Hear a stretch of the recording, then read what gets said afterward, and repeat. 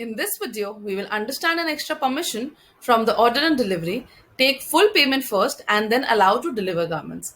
Let's assume you have a no credit policy and garments are delivered only after the customers have cleared their full payment.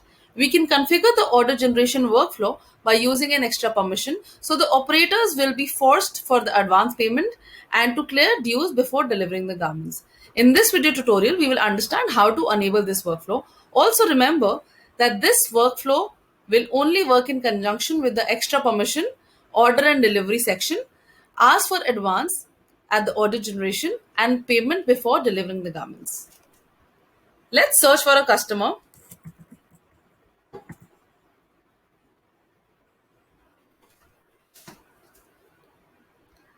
Now I select any order which I want to deliver. As you can see here, I get the prompt to deliver and accept the payment. I can deliver only garments as well, and I can skip to the payment part as well. Now let's say I deliver the garments.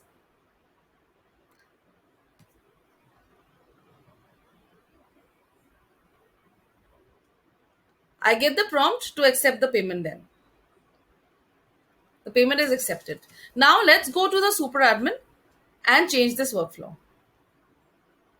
I go to the view and edit permissions and I scroll down to the extra permissions of the order and delivery section. As I told you earlier that this works in conjunction with the first extra permission. I click this permission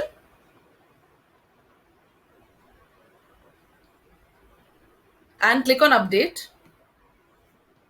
Now I come back to the store and search for any of the customers and try and make a delivery.